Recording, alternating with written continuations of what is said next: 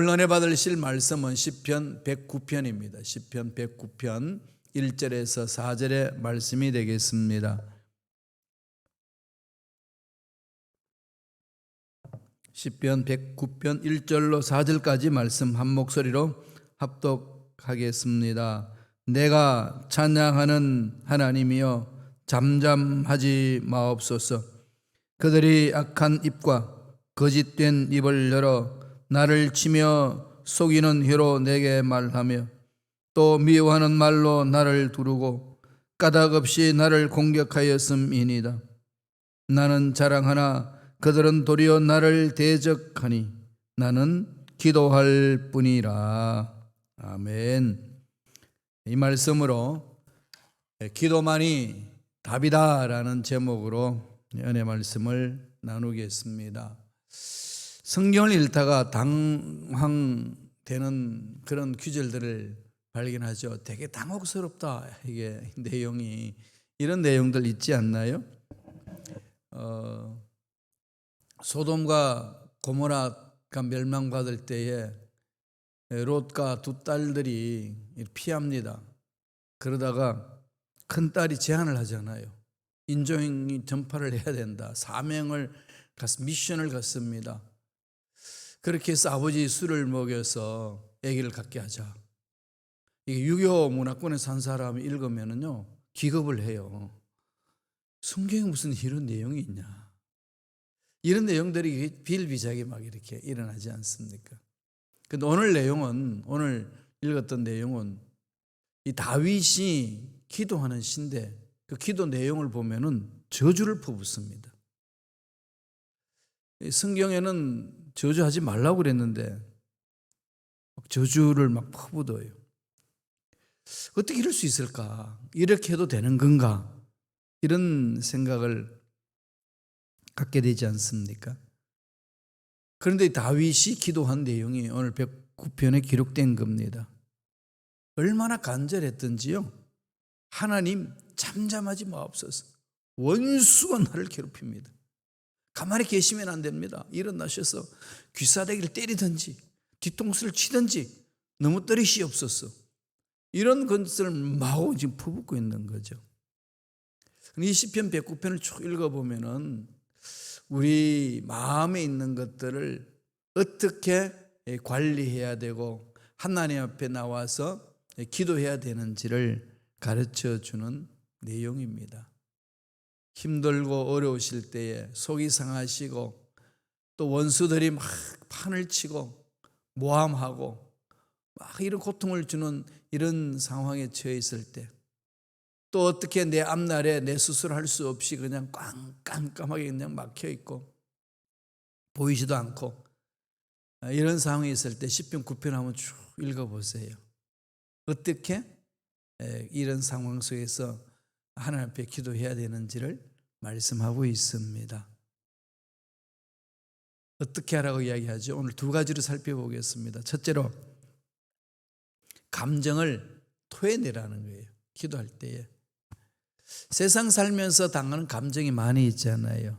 사람과의 관계, 내가 내 자신을 바라봤을 때에 앞날에 대한 것들, 이런 것들로 인하여서 감정 상할 때가 많이 있지요. 부부지간에도 부부싸움하는 게 왜 그러겠어요? 섭섭하고 그게 감정 상함이 있기 때문에 그런 것 아니겠습니까? 이런 상황에 있을 때에 어떤 기도를 해야 할까요? 속에 있는 걸 담아두지 말라는 겁니다. 하나님 앞에 나와서 다 털어놓으라는 거죠. 다윗이 지금 그렇게 기도하고 있어요.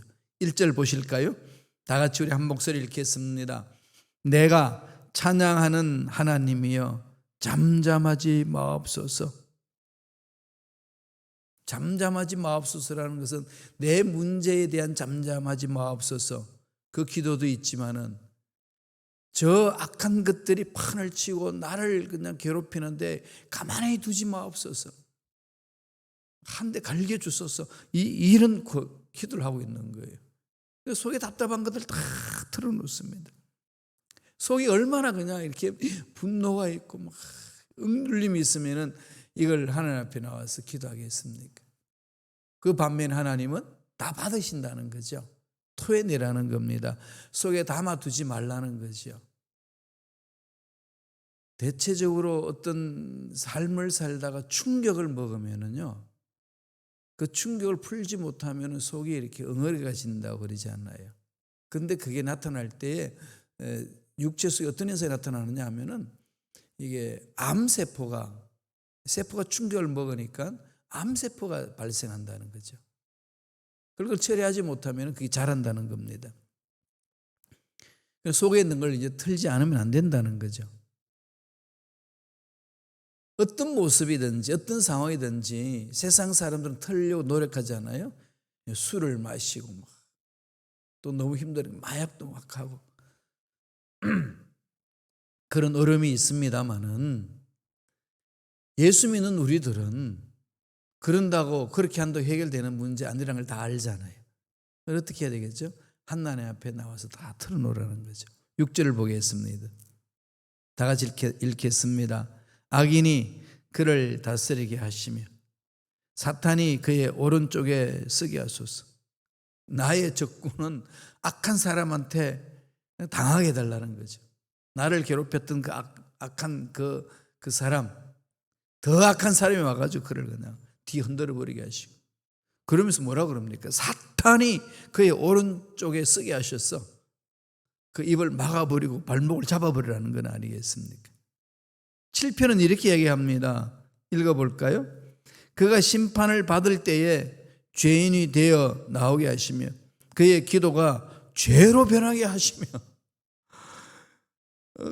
나를 괴롭히는 그 인간 기도해봐야 그건 다 죄로 무산되게 하라는 겁니다.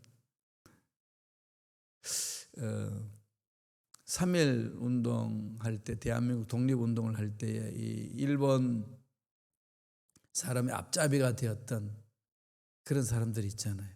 그런데 그들이 예수를 믿었어요. 그래서 그 일본 앞잡이를 저격하기 위하여서 따라다닙니다. 길을 보는데 가니까 교회에 가서 기도를 하고 있습니다. 그럼 아무도 없이 기도하니까 정말 저격하기 좋은 장소예요. 그런데 저격을 안 합니다.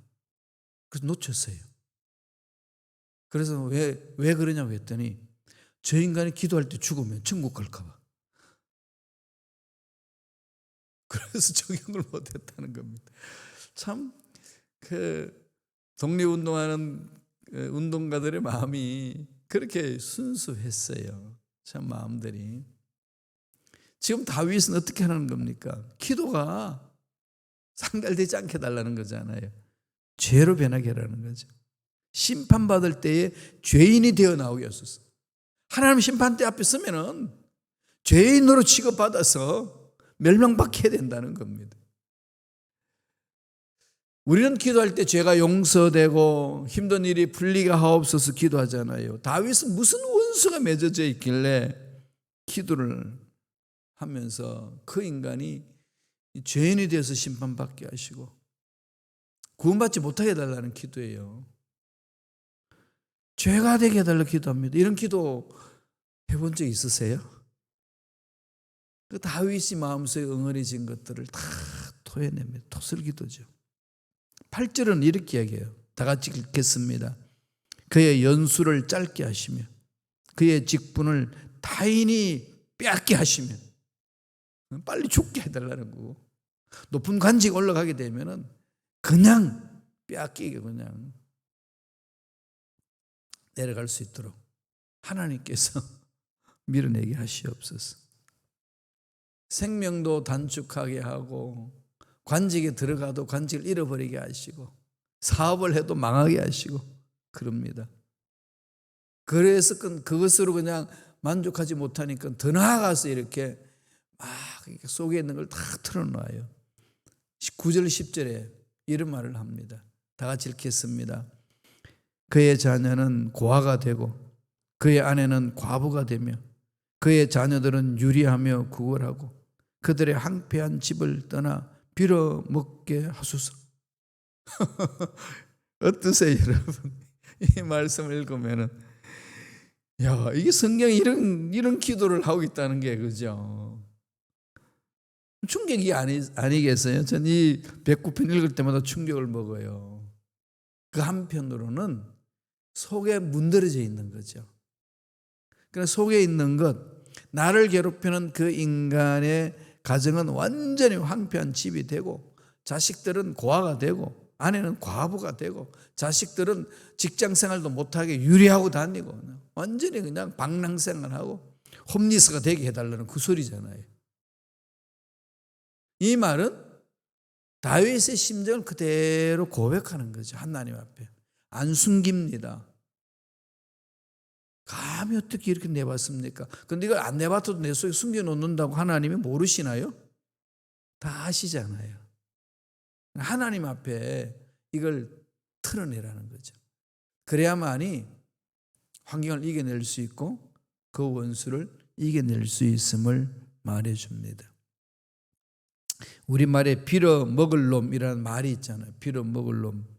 이 말의 원형을 보니까 그 비럭질할 놈, 여기에서 나온 말이래요. 그럼 말 그대로 거름뱅이, 빌어먹는 거지. 정말 심한 욕이잖아요. 우린 기도할 때 그 자녀들이 복되게 하고 형통하게 하고 또 그 가문 자체가 믿음의 명문 가문이 되도록 축복 기도하잖아요. 그런데 지금 다윗은 빌어먹을 가문이 되게 해달라는, 대대로 이렇게 막 저주를 부었습니다. 나중에 11절에 보니까요, 고리 대금하는 그 자가 소유도 다 뺏기게 하시고 수고한 것들 낯선 사람이 다 가져가게 하소서, 탈취하게 하소서, 열심히 일해봐야 은행에 돈 모이지 말게 하시고, 이런 내용을 막 틀어놓습니다. 원수에게 분노의 감정을 숨기지 않고 하나님 앞에 털어놓는 기도 중요합니다. 성서는 그걸 허용하고 있어요. 하나님 앞에 나와서 네 속에 있는 걸 다 털어놓아라. 그런데 오늘 다윗은 여기서 멈추지 않아요. 한 걸음 더 나아가서 또 속에 있는 걸 다 털어냅니다. 12절 13절 보겠습니다. 다 같이 읽겠습니다. 그에게 인애를 베풀 자가 없게 하시며 그의 고아에게 은혜를 베풀 자도 없게 하시며 그의 자손이 끊어지게 하시며 후대에 그의 이름이 지워지게 하소서. 자녀들은 고아가 되게 하고 재산 다 잃어버리게 하고 집에서 쫓겨나서 홈리스가 되게 하고 방황되어서 돌아다니는데 그 힘들고 어려운 삶을 사는 사람을 그들을 향하여 어느 누구도 자비의 손길을 베풀지 아니하도록 하나님께서 그렇게 해달라는 겁니다.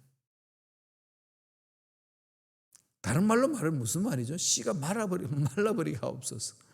완전히 그 집은 폐가망신하옵소서. 이런 저주도 없지 않습니까? 그런데 이건 정말 저주 중에 저주 아니겠습니까? 이것을 기도하고 있습니다. 사실 이런 기도하면 마음에 우리 그리스도인들의 양심상 그리낌이 있지요. 이래도 되나? 그런 마음이 있지 않습니까? 그런데 다윗은 진심으로 토해냅니다. 그런 다윗을 향하여 하나님 뭐라고 그러죠? 너는 내 마음에 쏙 든다. 하나님과 관계에 있어서 진심으로 대하는 거죠. 숨기지 않습니다.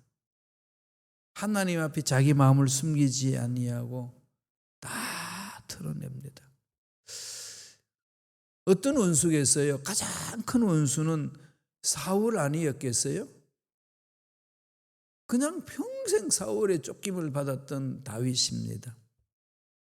그런 속에 있는 것들을 다 털어내는데 사울을 해치지 않습니다. 그리고 사울의 아들 요나단을 그렇게 보호하고 서로 애정을 표시하잖아요. 사랑을, 형제 사랑을 표현합니다. 하나님이 그 사울의 아들이지만은 요나단을 세워서 다윗을 돌보게 하고 다윗의 상처를 어루만지게 하고 그러잖아요. 다 토해내는 거죠. 그래서 나중에 요나단의 아들 모비보셋 도망가다가 유모가 떨어뜨려가지고 완전히 다리를 절게 됐는데 그를 찾아서 왕궁으로 모십니다. 그냥 너는 내 생명이다 이러면서. 이것은 뭘 말하는 걸까요? 그 집안에 대해서 그 고통스러움이 있고 한이 맺혀 있고 정말로 참을 수 없었지만은 그 치유되는 모습을 다 보여주잖아요. 어디서 볼 수 있죠? 오늘 시편 109편을 보면은 다윗의 마음 깊은 그 상처를 감추지 않고 다 털어냅니다. 우리가 신앙생활 하다 보면 이런 일들이 비일비재하게 일어나지 않습니까? 감정 폭발할 수밖에 없는 상황이 일어나기도 하죠. 나를 괴롭히는 그 사람의 말에 감정 폭발이 일어나기도 하고, 내가 내 자신의 분노를 이기지 못해서 감정 폭발하기도 하고, 내가 내 자신을 바라보니까 신세가 너무 처량해서 그냥 견딜 수 없어서 감정 폭발하기도 합니다. 그런데 그렇게 폭발해봐야 남는 건 후회밖에 없잖아요. 그렇잖아요. 후회밖에 없거든요. 그러니까 그 감정을 다스리는 방법은 오늘 다윗이 기도했는 것처럼 토해내라는 겁니다. 하나님 앞에 숨기지 말라는 거죠. 감정으로 들추내는 게 아니라 있는 사실 그대로, 또 내 마음속에 일어나는 그 감정을 사람에게 토해내는 게 아니라 그 감정을 하나님께 토해내는 거예요. 치유는 여기서부터 일어나는 거죠. 내 속에 있는 감정을 토해내는 것부터, 버리는 것부터. 독을 먹었으면 독을 다 토해버려야지 이게 위가 세척이 되어서 치유받는 거 아니겠어요? 회복되는 거 아니겠습니까? 우리 영혼도 마찬가지입니다. 우리 마음에 이것저것 담아놓으면 안 됩니다. 담아놓지 마세요. 자꾸 푸세요. 자꾸 털어버리세요. 자꾸 씻어버리세요. 그래야만이 이 마귀의 꾀임에 넘어가지 않습니다. 그래서 감정을 토해내는 기도를 하라 가르치는 거죠. 두 번째, 그런다면 어떻게 해야 될까요? 하나님을 찾는 거예요. 정말로 하나님이 내 마음을 만져주시고 내 앞길을 열어주시도록 간절히 찾는 겁니다. 여기서 오늘 시편 109편을 보면은 다윗은 단순한 감정 폭발로 끝나는 게 아니죠. 그저 감정의 분노를 폭발하는 것이라면은 이게 참 우리와 다를 바가 없지만은 이 다윗의 기도는 다릅니다. 그 분노를 막 폭발하고 감정이 있는 것을 막 다 쏟아내고 나서 그걸로 끝나지 아니하고 다음 단계로 들어가는 거죠. 그게 뭘까요? 하나님의 임재를 구합니다. 속에 있는 거 다 털어버리고 임재를 구하는 거예요. 그럼 기도 중에 그렇게 하세요. 사람들 많은데 내 원수가 앞에서 기도하니까 그 뒤에 가가지고 막 토해내고 막 이렇게 하는 게 아니고 그 뒤에서 다 듣도록 기도하는, 이게 아주 인위적으로 하는 사람들도 있더라고요. 그렇게 하지 말고 하나님과 나의 은밀한 관계 속에서 하나님 임재하도록 21절에 그렇게 기도합니다. 다 같이 읽겠습니다. 그러나 주 야훼여 주의 이름으로 말미암아 나를 선대하소서. 주의 인자심이 선하시오니 나를 건지소서. 나를 건지소서. 이런 구렁텅이, 이 원수를 저주밖에 할 수 없는 이 악한 상황 속에서 그냥 머물러 있지 말게 하시고 건져주소서. 그래 부르짖잖아요. 하나님의 임재를 사모하는 겁니다. 은혜를 사모하는 거죠. 하나님의 얼굴을 바라보기를 사모하는 겁니다. 26절에 이렇게 기도합니다. 다 같이 읽겠습니다. 야훼 나의 하나님이여 나를 도우시며 주의 인자하심을 따라 나를 구원하소서. 도와달라는 거죠. 어떤 도움일까요? 마음이 분노, 마음에 다스릴 수 있는 감정, 이 고통, 정말로 썩어 문지러지는 이 속에 있는 것들을 토해낼 때 하나님 어루만져 달라고 도와주시고 인자하심을 따라 나를 구원하소서. 우리 원로 목사님, 은퇴 목사님을 이제 모시고 이렇게 관광하는 그런 프로그램이 있었거든요. 가을 되면은 가면 이렇게 자연 경관을 보잖아요. 이렇게 하니까 이렇게 이제 기념물로 나무인데 그 나무를 이렇게 기념으로 세운 게 있는데 고목이에요. 근데 그 속이 뻥 뚫려 있는 고목, 썩어 문지러져 있는 고목, 오래된 것 수명도 이야기하면서 막 기념 촬영도 하고, 야, 이 오래된 나무다. 근데 연세 드신 은퇴하신 목사님 그러시더라고요. 야, 어떻게 너는 내 마음하고 똑같냐? 겉은 그냥 번들어간 것 같은데 쓰이는 것도 속은 다 썩어버렸다는 거죠. 목회하면서 그게 문제러져 있는 속의 마음을 이 고목에 비유해서 말씀하시는 겁니다. 누구에게는 그런 감정이 있잖아요. 살다 보면은. 야곱도 바로 왕 앞에 갔을 때 요셉을 만나고 바로 왕 앞에 갔을 때 뭐라고 그럽니까? 우리 조상들에 비하면 연조가 그렇게 오래된 것 아니지만은 내 인생 험악하게 살았습니다. 내 인생 참 험악하게 살았습니다. 그러는 거죠. 이런 걸 다 하나님 앞에 이제 쏟아놓는 거죠, 그죠? 중요합니다. 쏟아놓고 하나님의 임재가 임하게 하셔서 그 내 속마음을 치유되게 해달라고, 치유되게 하려고. 그게 정말로 중요한 거 아니겠습니까? 그래 마음 건강을 지킬 수 있고 또 육체의 건강을 지킬 수 있습니다.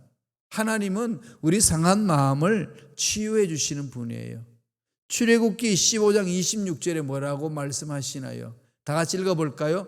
나는 너희를 치료하는 야훼임이라. 하나님은 치료하시는 분이에요. 교회 공동체는 치유의 공동체가 되어야 됩니다. 마음이 치유되고 육체가 치유되고 영혼이 치유되는 거 아니겠어요? 그래서 영혼이 잘됨 같이 범사가 잘되면 강건하기를 간구하노라.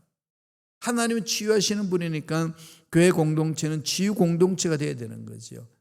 이사야가 그 하나님의 은혜를 사모하면서 이렇게 외칩니다. 이사야 61장 1절 다 같이 읽겠습니다.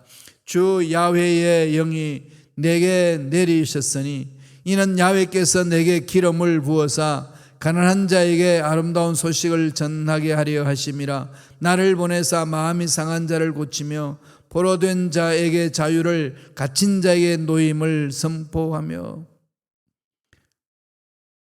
하나님의 영이 내게 임하시니까 상한 마음이 치유되는 거죠. 성령은 그렇게 하시는 거예요.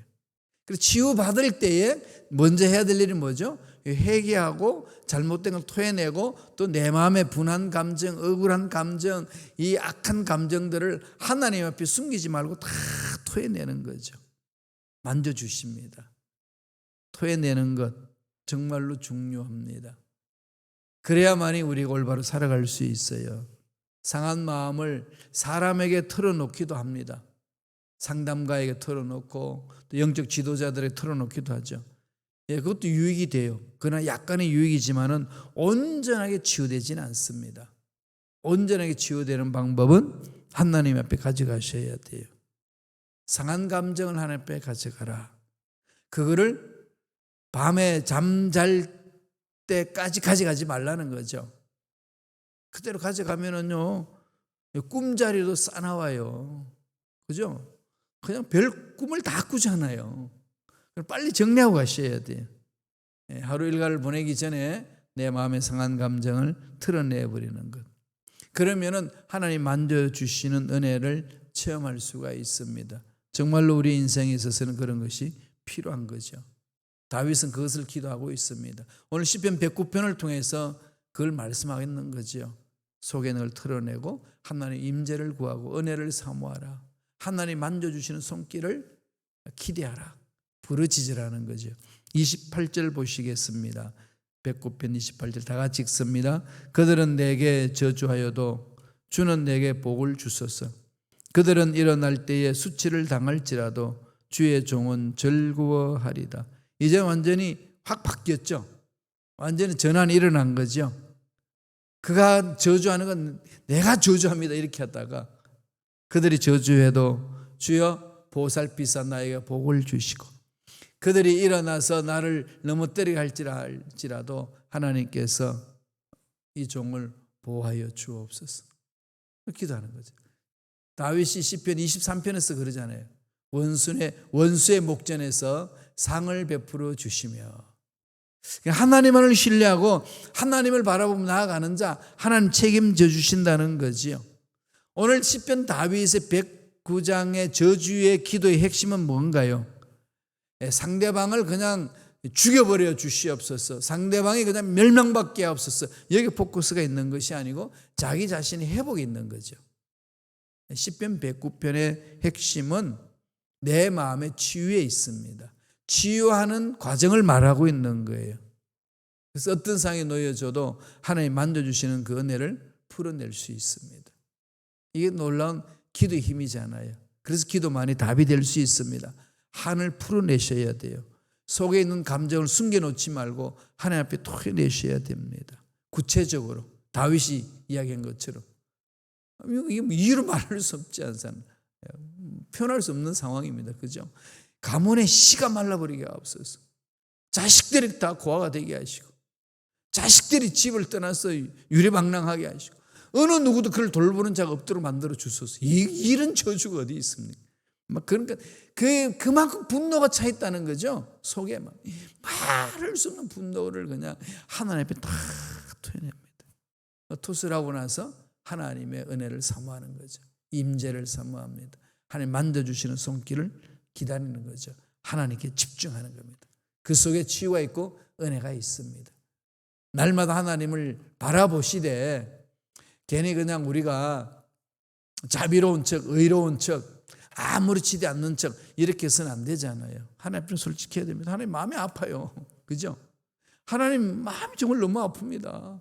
너무 고통스럽습니다. 이걸 솔직하게 다 털어놔야 돼요. 인간과의 관계 속에서도 그러잖아요. 내가 힘들면 힘들다고 말할 수 있어야 되잖아요. 아프면 아프다고 말할 수 있어야 됩니다. 그래야 서로들 간에 진정성이 두 사람 사이에 일어나는 거 아니겠습니까? 하나님과의 관계는 바로 그런 진심이 담겨있는 기도 다 토해내면 만져주십니다. 그 은혜가 저와 여러분 삶에 넘쳐나길 간절히 축원합니다. 기도하겠습니다. 하나님 감사합니다.